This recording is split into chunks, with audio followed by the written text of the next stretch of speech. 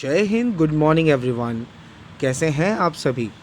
उम्मीद करता हूं कि आप सभी अपने अपने घरों में सुरक्षित होंगे और खुश होंगे। एक बार फिर आप सभी का स्वागत है आपके अपने सब्जेक्ट सोशल साइंस में। आज मैं सभी स्टैंडर्ड 10th के स्टूडेंट का वेलकम करता हूं इस ऑनलाइन एजुकेशनल प्लेटफॉर्म में, जो कि ऑर्गेनाइज किया गया है हमारे देवस्य इंटरनेशनल स्कूल द्वारा। तो बच्चों, बीते गए 2 पार्ट्स में हमने चैप्टर नंबर 9 फॉरेस्ट और वाइल्ड लाइफ रिसोर्सेज के बारे में काफ़ी कुछ देख लिया है। आगे बढ़ने से पहले एक बार रिवीजन कर लेते हैं कि हमने क्या देखा है उसमें। अभी तक हम लोगों ने फॉरेस्ट के बारे में देखा था कि what is forest and what are there types, and then we have seen deforestation, that how human being and nature is doing deforestation, यानी पेड़ कट जाते हैं, टूट जाते हैं। इसके बाद हमने रेमेडीज़ देखी कि कैसे हम फॉरेस्ट कंजर्वेशन कर सकते हैं। फिर हमने वाइल्ड लाइफ डाइवर्सिटी देखी सेकेंड पार्ट में, कि कैसे इंडिया में वाइल्ड लाइफ डाइवर्सिटी है। और उसके बाद हमने उसका एक्सटिंक्शन देखा कि कैसे धीरे धीरे जो बहुत फेमस और बहुत रेयर वाइल्ड लाइफ जो इंडिया में मिलते थे वो क्या होते जा रहे हैं, नदारत होते जा रहे हैं, मीन्स धीरे धीरे इनविजिबल होते जा रहे हैं, ख़त्म होते जा रहे हैं, राइट। तो अब इस वीडियो में, जो कि थर्ड पार्ट है, इसमें हम किस बारे में चर्चा करने वाले हैं? इसमें हम बताने वाले हैं कि कौन से ऐसे रीजंस हैं, क्या ऐसे कारण रहे हैं जो ये वाइल्ड लाइफ धीरे धीरे ख़त्म होते जा रहे हैं बच्चों।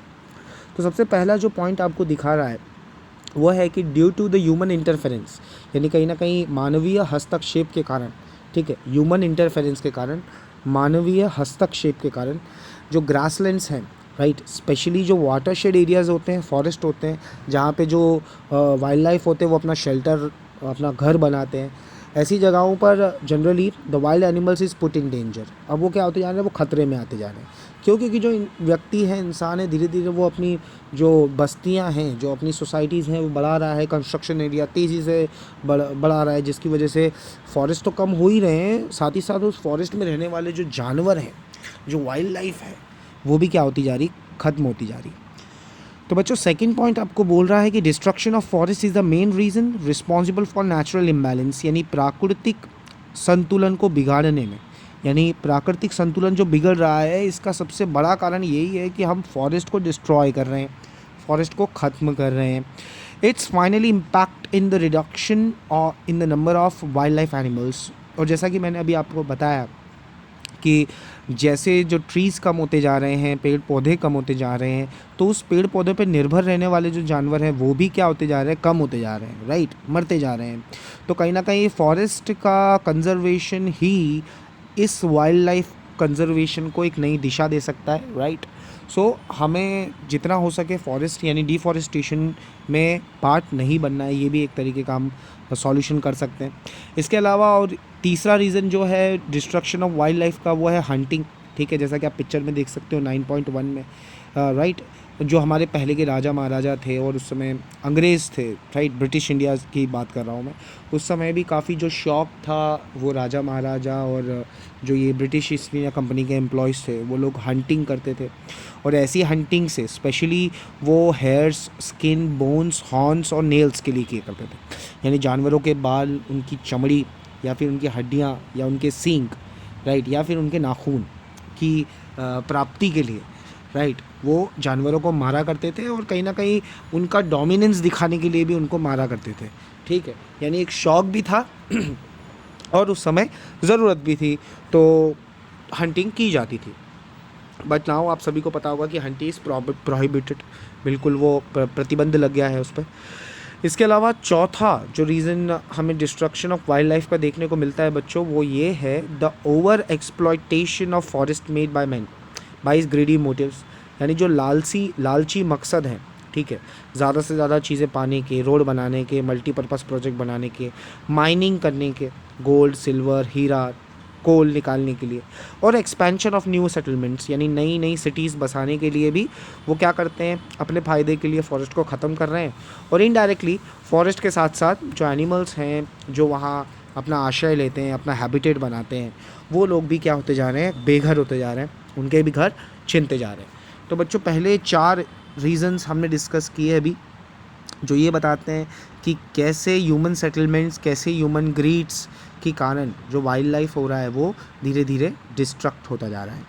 इसके अलावा 3 और डिस्ट्रक्शन के रीज़न आपको मैं आज बताने वाला हूँ, जिसमें पहला है forest land are being encroached for grass, fuel and for grazing. The forest fire engulfed the many species.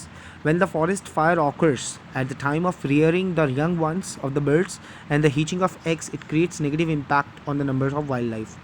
तो बच्चों कहीं ना कहीं आप सबको पता होगा कि फॉरेस्ट फायर जो होती है यानी जो जंगल की आग होती है, ऐसी स्थिति में जो जानवर सशक्त होते हैं यानी अडल्ट होते हैं वो तो इजीली अपनी जान बचा लेते हैं, बट जो यंग वंस होते हैं या फिर एग्स जो होते हैं वो उन पर इसका इम्पैक्ट काफ़ी ज़्यादा देखने को मिलता है, राइट.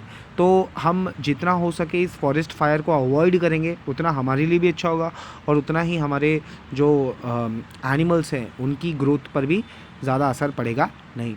इसके अलावा due to the loss of their natural habitats many animals without any एडॉब can come into conflict with the man and sometimes even lose their lives.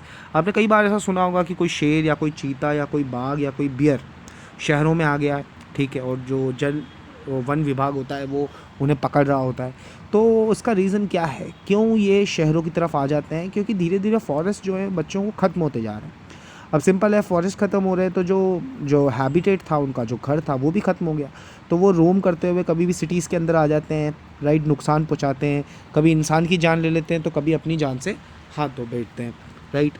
तो ये एक तरीका है बच्चों जिससे हम वाइल्ड लाइफ को क्या कर सकते हैं, रोक सकते हैं. सिर्फ एक ही तरीका है कि हम फॉरेस्ट को एफॉरेस्टेशन करके.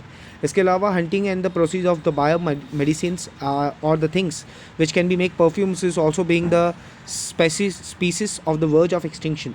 यानी बहुत सारे ऐसे परफ्यूम्स हैं जो बायोमेडिकली फॉरेस्ट से बनते हैं. ऐसे परफ्यूम्स को अगर हम ज़्यादा यूज़ ना करें तो जो हंटिंग प्रोसेस है वो कम हो जाएगी, जिसकी वजह से जो जानवर रेयरली मिलते हैं वो बच जाएंगे. इसमें एक एग्जांपल आपको यहाँ टेक्स्ट बुक में दिया हुआ है, रेड पांडा, राइट. पिक्चर आप देख सकते हो. अगर आपको और HD में पिक्चर चाहिए तो आप गूगल में जाके सर्च कर सकते हो, रेड पांडा. इसे रेड पांडा इसलिए कहा जाता है क्योंकि इसका जो कलर है वो रेड है, सिंपल. ये आपको गोल्ड फॉरेस्ट में देखने को मिलेगा, specially in the eastern Himalayas, ठीक है, यानी पूर्वी हिमालयों के अंदर. स्पेशली ये जो फूड है इसका वो बैम्बू खाता है, ठीक है, sprouts specially. Eggs, small birds and insect इसकी खुराक सबसे मेन होती है. It is the less attractive during the day and besides India it is also found in China, Nepal, Bhutan and Myanmar. यानी भारत के अलावा ये चाइना, नेपाल, भूटान और म्यांमार में भी पाया जाता है. तो रेड पांडा बच्चों ये आपकी टेक्स्ट बुक में भी मेंशन है, तो आप इसके बारे में जितनी जानकारी जुटाएं उतना अच्छा होगा, क्योंकि इतना ही आप अपने आंसर में फ्लावरिश कर पाएंगे, ठीक है बच्चों. तो हम लोगों ने अभी तक टोटल 7 रीज़न्स देख लिए हैं जो डिस्ट्रक्शन ऑफ फॉरेस्ट के मेन रीज़न्स हैं, ठीक है. तो उम्मीद करता हूँ आपको पता चल गए हैं, ये सातों के साथ तो क्लियर हैं.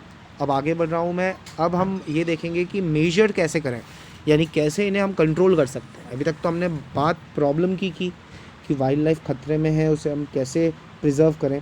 अब हम सॉल्यूशन की बात करेंगे कि कैसे हम वाइल्ड लाइफ को ज़्यादा से ज़्यादा कंजर्व कर सकते हैं, प्रोटेक्ट कर सकते हैं. इसमें सबसे पहला पॉइंट जो आपको दिख रहा है वो ये है, it is necessary to change our attitude.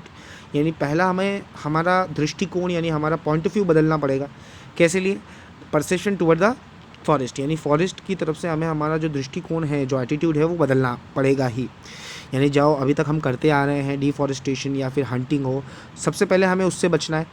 We considered it is our source and unlimited income. ये हमारा संसाधन है और ये हमारे लिए असीमित आय का कारण बन सकता है. यानी हम जितनी चाहे उतना कमा सकते हैं, राइट. पर ये हमारी मिस्टेक है, ये हमारी सबसे बड़ी गलती है, क्योंकि अगर हम इसे प्रिजर्व नहीं करेंगे, राइट, अगर हम इसे बचाएंगे नहीं, only then the natural habitats of wild life can be saved. ये हमारे भविष्य की जनरेशन यानी भविष्य की धरोहर है. अगर हम इसे बचाएंगे नहीं तो हम भविष्य में आने वाली पीढ़ी को ये दे नहीं पाएंगे, और उन्हें ये चीज़ें नहीं मिली तो उन्हें जीवन यापन करने में बहुत ही कठिनाइयाँ होगी.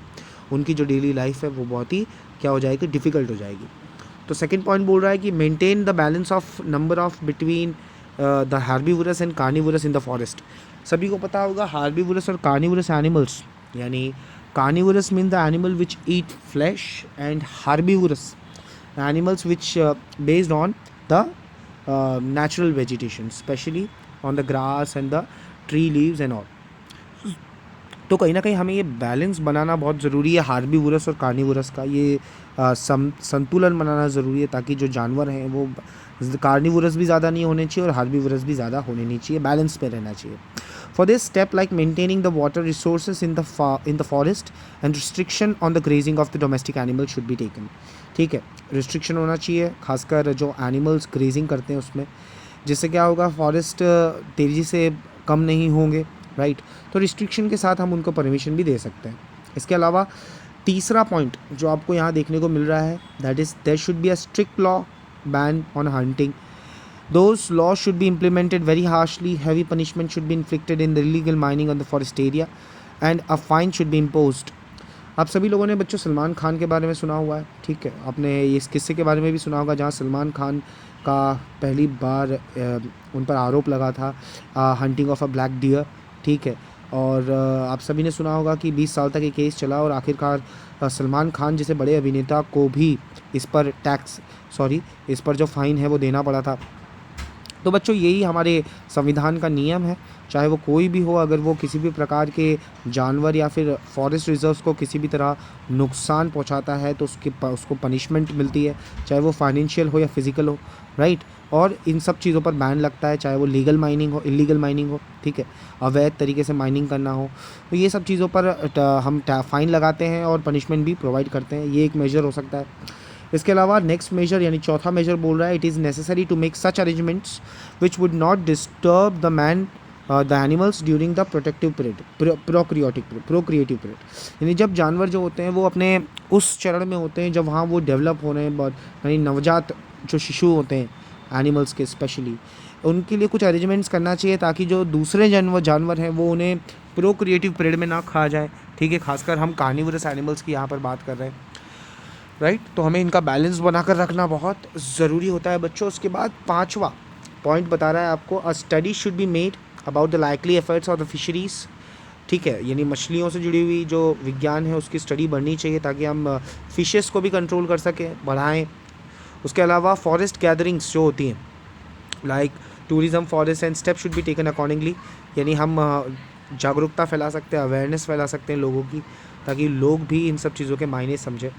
इसके अलावा जो आपको नेक्स्ट पॉइंट बता रहा है वो है, programme should be arrange by being wide spread awareness in the society. जैसा कि हमने अभी पता कि अगर हम awareness in the society provide करेंगे, if will make our citizen aware about the need of forest and the need of wild life, it could be more beneficial for our future generation and the future generation as well as our current generation. तो कहीं ना कहीं ये हमारी अभी की पीढ़ी और आने वाली पीढ़ी के लिए भी बहुत ही फ़ायदे यानी बहुत ही महत्व की बात हो जाएगी। तो इन सारी रेमेडीज़ से हम ये मेजर से ये देख सकते हैं कि हम कैसे वाइल्ड लाइफ को प्रिजर्व कर सकते हैं। उसके अलावा जो आखिरी वाइल्ड लाइफ मेजर पॉइंट है वो आपको क्या बताता है कि if the wild life protection force is inactive, यानी अगर हम वाइल्ड लाइफ प्रोटेक्शन को ज़्यादा जोर नहीं देते हैं या फिर हम इस पर ज़्यादा ध्यान नहीं देते, then the pressure should be bought on them and this work should be given priority.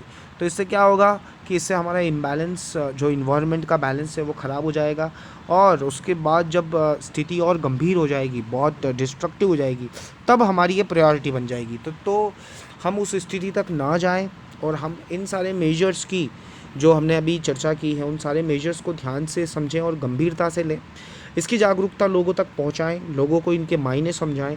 शायद यही एक एफ़र्ट हो सकता है मेरे और आपके लिए, जिससे हम हमारे जो तेज़ी से कट रहे हैं पेड़ हैं और तेज़ी से जो जानवर मर रहे हैं उनकी सुरक्षा कर सकते हैं, ताकि भविष्य में आने वाली पीढ़ियों को हम एक सौगात की तरह, एक गिफ्ट की तरह ये सारी चीज़ें हम उनको दे सकें। ठीक है बच्चों, तो आज के लेक्चर में हमने क्या क्या चीज़ें देखी एक बार रिवाइज़ कर लेते हैं फटाफट। ये पार्ट 3 है और इस थर्ड पार्ट में हमने reason of destruction of forest देखा कि कैसे फॉरेस्ट डिस्ट्रक्ट होता है। उसमें हमने 7 उसके पॉइंट्स देखे, ठीक है, 7 अलग अलग कारण। फिर हमने थोड़ा सा आज का जो ज्ञान है वो रेड पांडा के बारे में भी देखा कि कैसे जो रेड पांडा होता है वो भी एक्सटिंक्ट होता जा रहा है, जो पहले भारत में काफ़ी ज़्यादा अबैंडेंटली पाया जाता था। इसके बाद last but not the least हम लोगों ने मेजर्स देखे, ठीक है। मेजर्स में हम लोगों ने टोटल 8 मेजर्स यहाँ पर देखे कि 8 तरीक़ों से हम कैसे वाइल्ड लाइफ को प्रोटेक्ट कर सकते हैं, चाहे वो वुड का सब्स्टिट्यूट ढूंढना हो, चाहे वो बैलेंस बनाए रखना हो, हंटिंग को बैन करना हो, पनिशमेंट लगाना हो, फ़ाइन लगाना हो, ठीक है। खासकर हम उसके साथ साथ स्टडी क्रिएट करना है और अवेयरनेस क्रिएट करना है लोगों के लिए, ठीक है। तो उम्मीद करता हूँ बच्चों आपको ये सब समझ में आया होगा। कुछ भी कन्फ्यूजन है, डाउट है तो नीचे कमेंट बॉक्स में ज़रूर पोस्ट करना. Will get back to you soon. So, thank you so much for giving your attention and your time. I'm your educator Gaurav Wadhanik signing off today. You do take very good care of yourself as well as your family. Jai Hind everyone. Thank you so much.